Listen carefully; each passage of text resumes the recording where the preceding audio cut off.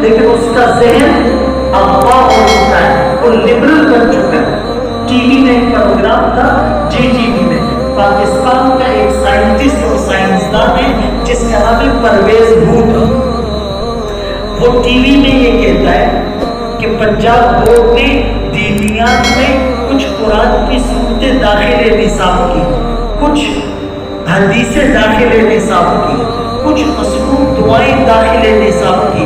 یہ پرویز بھوٹ TV programme میں کہتا ہے، اسلامی جمہوریہ پاکستان میں یہ کہتا ہے کہ ایک بچہ جب یہ صورتیں یاد کرے گا، اس کا ترجمہ یاد کرے گا، عربی میں دعائیں یاد کرے گا، کھانا کھانے سے پہلے کی دعا، بعد کی دعا، مسجد میں داخل ہونے سے پہلے کی دعا، بعد کی دعا، تو اس بچے کے ذہن پر برڈن آ جائے گا، بوجھ آ جائے گا، اس کی نشو و نما متاثر ہوگی، اس کی گروتھ متاثر ہوگی، لہٰذا یہ چیزیں بچوں کو نہ پڑھائی جائے۔ میں نے ایک پروگرام میں کہا اس کا مطلب یہ ہے کہ جو پورا قرآن یاد کر لے اس کو تو ماں باپ کے نام بھی یاد نہیں ہونے چاہیے۔ اگر چند سورتوں سے ذہن پر اتنا بوجھ آ رہا ہے تو جس نے پورا قرآن یاد کیا اس کو تو پتہ ہی نہ چلے کہ میرا چاچا کون ہے، ماما کون ہے۔ ایسا نہیں ہے، جو حافظ ہوتا ہے اس کا آئی کیو لیول بڑھ جاتا ہے، اس کی استعداد میں اضافہ ہو جاتا ہے، وہ 4-5 سال میں میٹرک کا امتحان دیتا ہے، وہ سی ایس ایس کو پاس کرتا ہے، وہ پی ایچ ڈی ڈاکٹر بن جاتا ہے، وہ فاسٹ ٹریک اور وہ فاسٹ کیچ اپ سسٹم میں بہت جلدی چیزیں ریکور اور پک اپ کرتا ہے۔ تو اللہ کا قرآن ادھر آئے، نور آتا ہے، روشنی آتی ہے، برکت آتی ہے، اور وہ بدبخت کہتا ہے کہ اس سے ذہن پر بوجھ پڑتا ہے۔ ان کا مقابلہ کون کرے گا؟ میں اور آپ کریں گے، اس میدان میں جا کر کریں گے۔ میں یہاں تقریر کر رہا ہوں، ٹھیک ہے 500-600 لوگ سن رہے ہیں، لیکن میڈیا میں جو بولتا ہے اس کو کروڑوں لوگ سنتے ہیں اور پوری دنیا میں سنتے ہیں، اور اپنے بھی سنتے ہیں، پرائے بھی سنتے ہیں، مستشرق بھی سنتا ہے، لبرل بھی سنتا ہے، اور ملحد بھی سنتا ہے، صدیق بھی سنتا ہے۔ تو ہم نے اپنی آواز کو توانا بنانا ہے، ہم نے میڈیا کے پلیٹ فارم پر جانا ہے، لیکن مشورے کے ساتھ، تیاری کے ساتھ، استعداد کے ساتھ، پوری قوت کے ساتھ، اور ہم نے دین پر کوئی کمپرومائز، کوئی سمجھوتا نہیں۔ یہ بات سمجھ میں آ رہی ہے؟ ایک تو یہ بات۔ دوسری بات اس نے یہ کہی ایک تجزیہ نگار نے کہ پاکستان کا حل یہ کہ سارے مدرسے بند کرو۔ ٹی وی پر میرے پاس ریکارڈ موجود ہے، میں آف دی ریکارڈ بات نہیں کرتا، اور وہ کہنا یہ چاہ رہا تھا کہ قرآن کی تعلیم نہ دو، مدرسوں کی تعلیم نہ دو، لیکن اتنی ضرورت نہیں ہوئی تو یوں کہا کہ مدرسے بند کر دو۔ بھائی قرآن کہاں پڑھایا جاتا ہے؟ مدرسوں میں۔ حدیث کہاں پڑھائی جاتی ہے؟ مدرسوں میں۔ دعائیں کہاں پڑھائی جاتی ہیں؟ مدرسوں میں۔ حلال حرام کے مسائل کہاں پڑھائے جاتے ہیں؟ مدرسوں میں۔ نکاح کے مسائل کہاں پڑھائے جاتے ہیں؟ مدرسے میں۔ میراث اور طلاق کے مسائل کہاں پڑھائے جاتے ہیں؟ مدرسوں میں۔ اذانیں کہاں سکھائی جاتی ہیں؟ مدرسوں میں۔ تجوید کہاں سکھائی جاتی ہے؟ مدرسوں میں۔ امامہ سنت، داڑھی سنت، مسواک سنت اور نظروں کی حفاظت ضروری، یہ چیزیں کہاں پڑھائی جاتی ہیں؟ مدرسے۔ یہ جو مغرب ہے وہ اسلام کا دشمن نہیں ہے، میری بات غور سے سنو، وہ اسلام کو بطور مذہب قبول کرتا ہے، اسلام کو بطور نظام قبول نہیں کرتا۔ اسلام کو بطور مذہب، آپ واشنگٹن کے سامنے بیٹھ کر اذان دو، کوئی روکے گا نہیں، آپ واشنگٹن کے سامنے نماز پڑھو، کوئی مسئلہ نہیں، آپ مسواک جیب میں لے کر گھومو،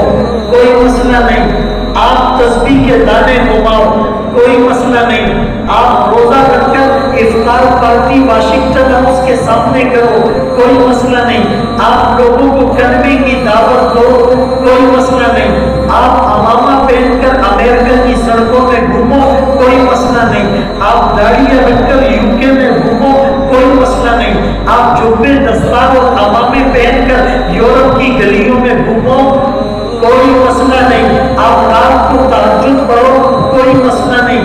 آپ لمبی لمبی دعائیں مانگو, کوئی مسئلہ نہیں. آپ تراویح کی نماز پڑھو, کوئی مسئلہ نہیں. آپ کے جمعے کے لیے وہ اپنا چرچ خالی کر دیں گے, کوئی مسئلہ نہیں. آپ کی عیدین کے لیے وہ پارک کھول دیں گے, کوئی مسئلہ نہیں. لیکن جب آپ بات کرو گے اسلام کو بطور نظام لانے کی کہ رشوت کو ختم کر دو, سود کا نظام نہیں چلے گا, عورتیں پردہ کرے گی, ہم جہاد کی بات کریں گے, اور بینکوں کے اندر سودی نظام ختم کر دو. IMF اور ورلڈ بینک اور یورپی یونین کی ہم غلامی نہیں کرتے, اور FATF financial action task force ہم اس کو نہیں مانتے. ہم اسلام کو بطور نظام کے دنیا میں نافذ کریں گے. جب آپ یہ بات کرو گے وہ آپ کے دشمن ہو جائیں گے, آپ کو کبھی قبول نہیں کریں گے. تو ہم نے تھوڑا سا اپنے ویژن کو کلیئر کرنا ہے. میں یہ نہیں کہہ رہا کہ آپ مدرسوں میں نہ پڑھاؤ, لیکن میں یہ ضرور کہوں گا آپ کو موقع ملتے اسکولوں میں جا کر ٹیچر بنو.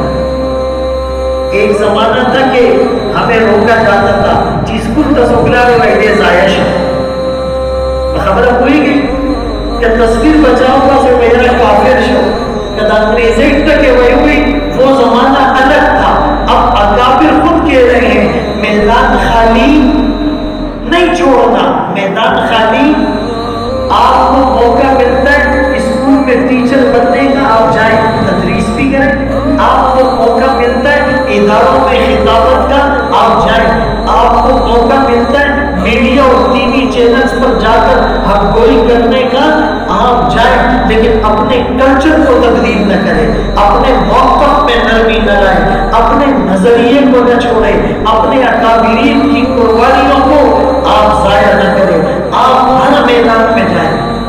یہ آگے آنے والا دور بہت خطرناک ہے.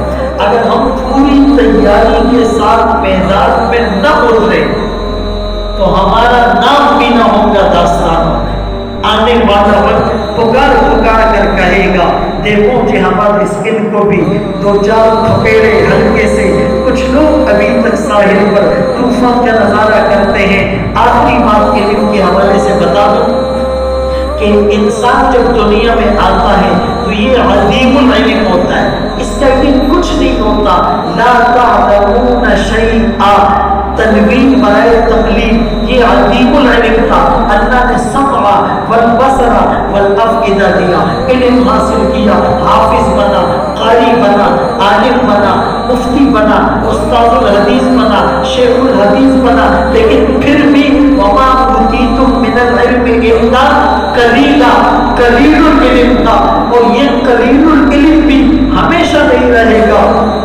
ایک وقت ایسا آئے گا لکئی لا یعلم بعد علم شیئا, یہ علیم العلم بن جائے گا. ہم اپنے علم کو بڑھائیں, علم میں استعداد پیدا کریں.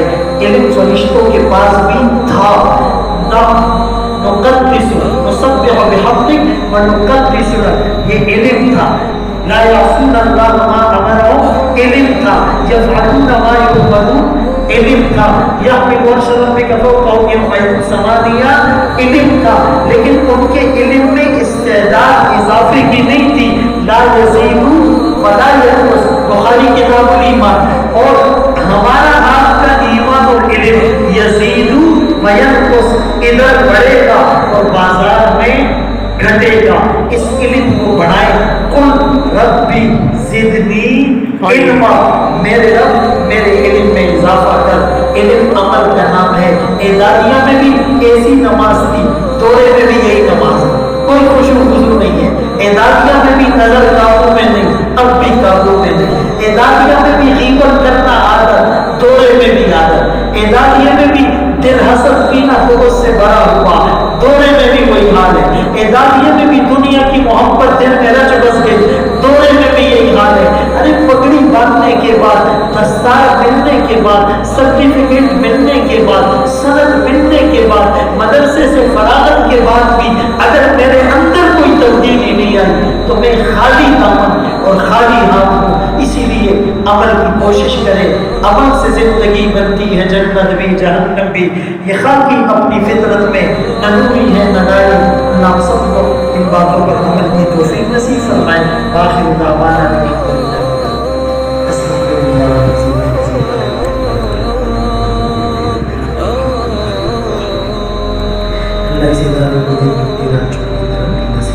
آمین.